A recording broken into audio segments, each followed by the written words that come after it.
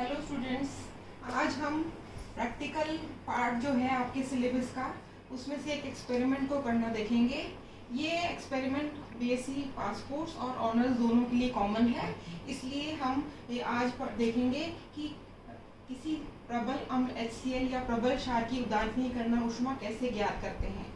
यहाँ हमारा ऑब्जेक्ट है to determine the heat of neutralisation of strong acid against strong base.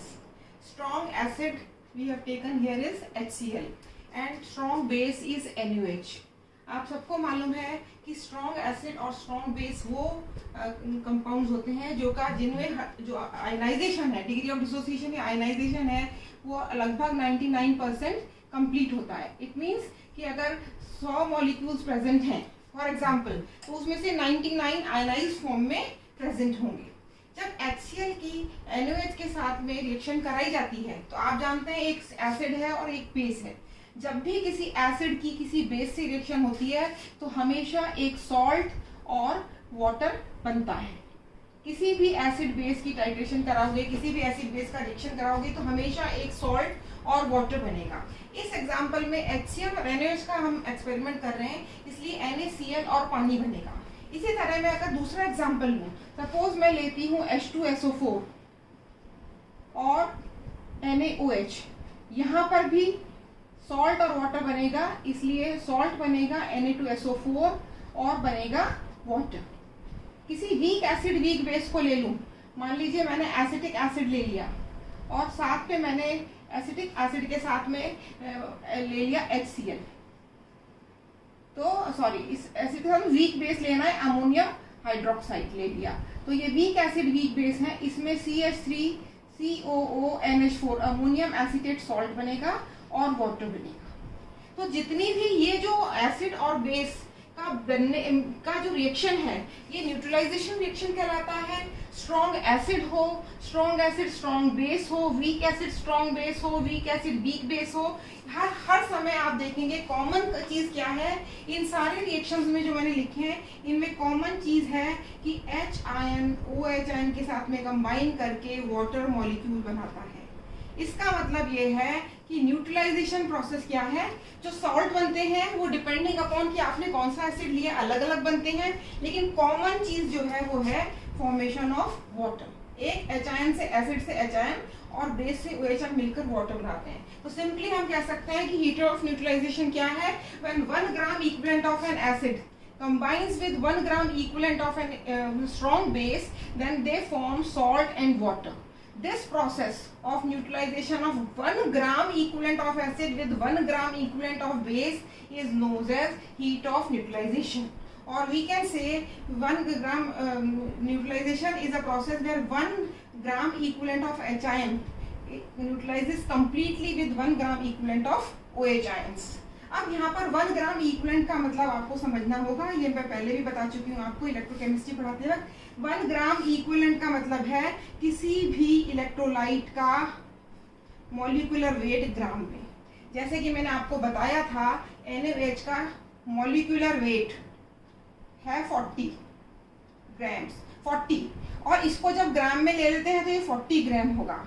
अगर ये इसका मॉलिक्यूलर वेट है और NaOH के अंदर रिप्लेसेबल हाइड्रोक्साइड आयन केवल एक है, एक आयन रिप्लेस हो सकता है, तो molecular weight upon replaceable hydrogen ion या OH आयन होता है इक्विवेलेंट वेट. तो 1 से करेंगे तो 40 का 40 रहेगा, इसलिए NaOH का मॉलिक्यूलर वेट और इक्विवेलेंट वेट सेम होता है.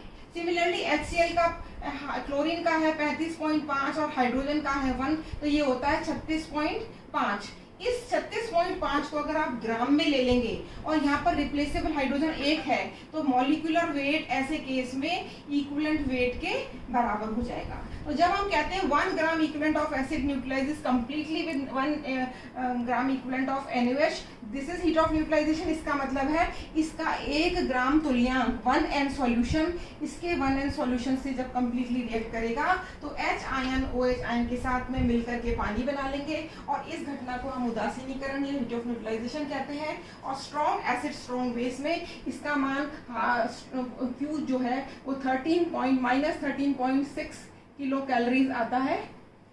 ये माइनस है, माइनस शो करता है heat is given out. This is exothermic reaction. अब इस एक्सपेरिमेंट को कैसे करना है वो हम देखते हैं। इसमें हमें चाहिए NaOH चाहिए 1N HCl चाहिए, ऑक्सैलिक एसिड और फिनोक्सिलिन हमको चाहिए, क्योंकि 1N NaOH और NHCl ये प्राइमरी स्टैंडर्ड नहीं है, ये सेकेंडरी स्टैंडर्ड्स हैं। तो इनको स्टैंडर्डाइज करने के लिए हमको ऑक्सैलिक एसिड और फिनोक्सिलिन की जरूरत पड़ती है, लेकिन ये हम अभी आपको बना हुआ सॉल्यूशन दे रहे हैं 1N NaOH का और 1N HCl का। अब इसमें इस एक्सपेरिमेंट को करने के लिए सबसे पहले हम जिस पात्र में, जिस कंटेनर में एक्सपेरिमेंट करेंगे उसका वाटर इक्विवेलेंट निकालना ज़रूरी है। इसलिए ज़रूरी है वाटर इक्विवेलेंट निकालना क्योंकि जो भी कंटेनर है उसके अंदर जो भी मेटल है, ग्लास है या जो भी चीज़ है, वो कुछ हीट को एब्जॉर्ब करता है जब आप उसके अंदर रिएक्शन कराते हैं। तो वो जो हीट, उसने कितनी हीट एब्जॉर्ब की, वो उसको हमें हीट ऑफ न्यूट्रलाइजेशन में शामिल करना जरूरी है। इसलिए हम वाटर इक्विवेलेंट या जल तुल्यांक किसी भी पदार्थ का, किसी भी थर्मस फ्लास्क का, किसी भी बीकर का निकालते हैं जब हम उसमें एक्सपेरिमेंट करते हैं।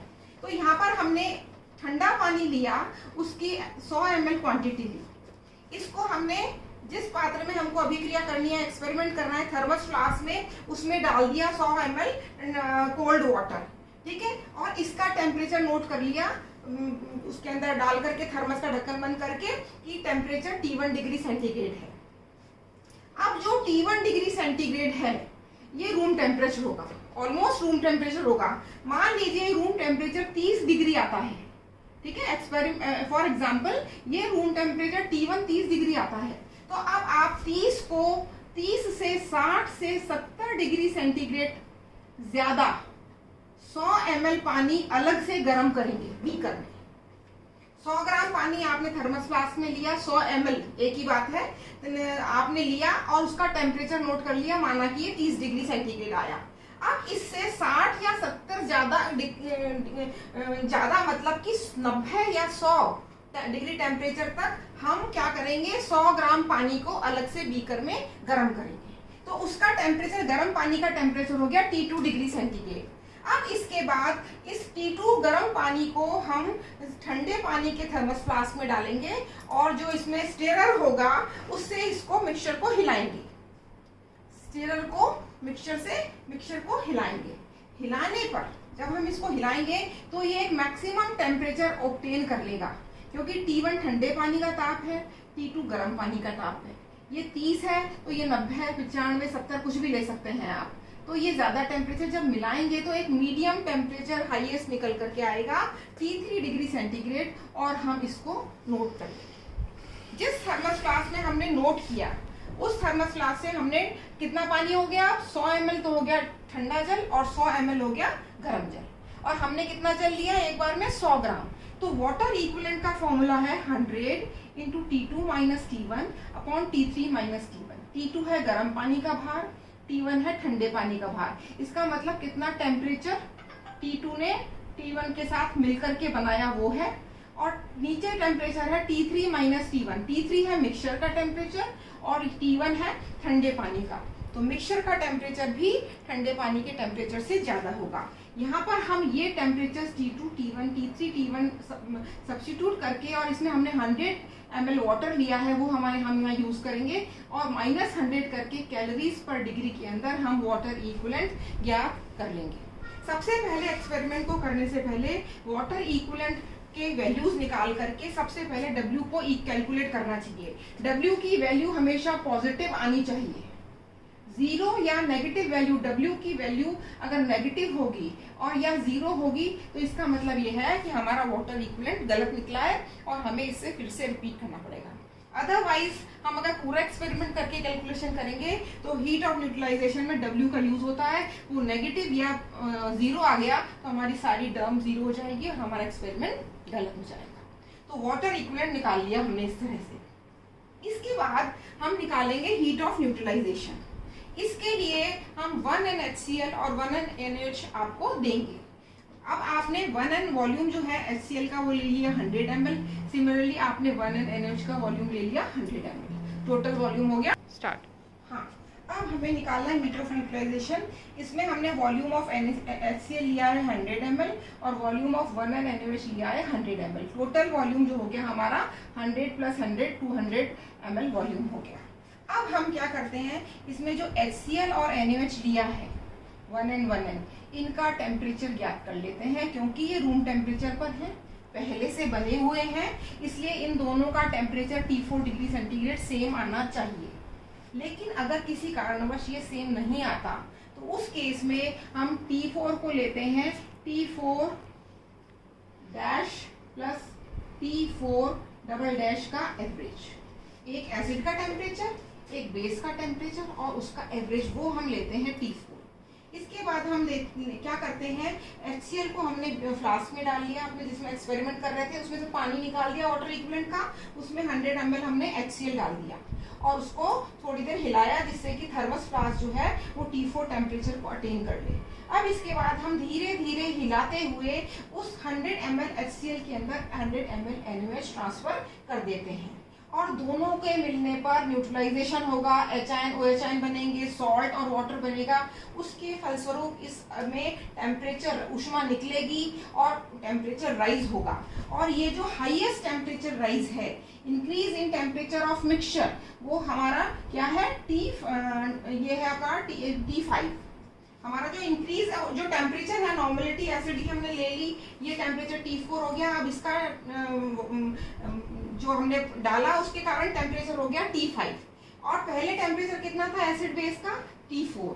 इसलिए rise in temperature T4 5 minus T4 degree centigrade होगा और ये अप्रोक्सीमेटली 6 से 7 डिग्री या 8 डिग्री होना चाहिए अगर हमारे रिजल्ट सही आए। ठीक है, इसके बाद हम निकालेंगे अभिक्रिया में मुक्त ऊर्जा, उसका फॉर्मूला है 200 ml। 200 ml है ये, 100 ml plus 100 ml 200 ml total volume हो गया, प्लस वाटर इक्विवेलेंट बराबर है T5 माइनस T4, इसका मतलब राइज इन टेम्परेचर है, इसको हमने 100 से गुणा किया, डिवाइडेड बाय अम्ल या क्षार का आयतन और अम्ल या क्षार की नॉर्मलता।